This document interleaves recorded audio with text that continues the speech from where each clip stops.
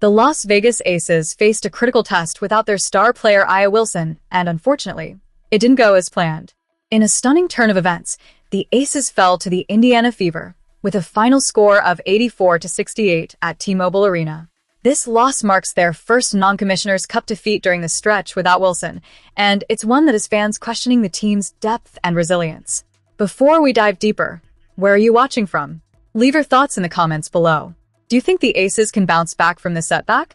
The Aces started the game with some promise, showcasing Cheyenne Parker-Tyus in the starting lineup for the first time in place of Stephanie Talbot.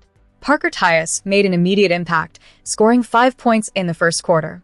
With Young and Jewell Loyd contributing from beyond the arc, Las Vegas shot an impressive 62% in that opening frame. However, the early optimism quickly turned sour as Indiana's Nalissa Smith found herself in early foul trouble, forcing a shift in the Aces' rotation.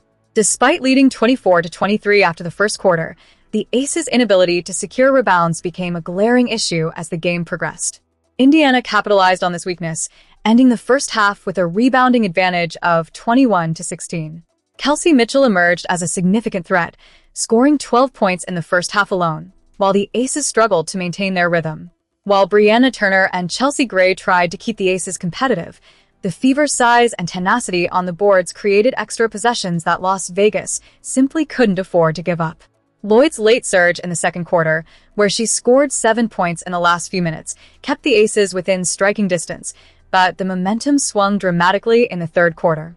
The turning point came as the Aces' offense went completely cold. Shooting just 27% in the third quarter, including a dismal 0 for 3 from beyond the arc, the Aces found themselves unable to respond to Indiana's mounting pressure. Meanwhile, Mitchell continued to exploit the Aces' defensive lapses, pushing her total to 23 points by the end of the period, leaving Las Vegas trailing 68-55. This was a classic case of a team failing to make necessary adjustments. Head coach Becky Hammon had highlighted the need for defensive consistency before the game, yet it was clear that the Aces were unable to execute her game plan when it mattered most.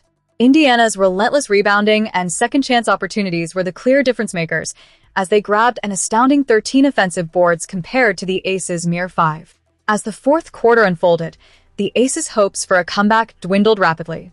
Even as Smith found a brief spark, scoring 5 points early in the period, it simply wasn't enough. The Fever's ability to respond effectively to every Aces' attempt to regain momentum left the crowd in T-Mobile Arena growing restless, with some fans opting to leave before the final buzzer.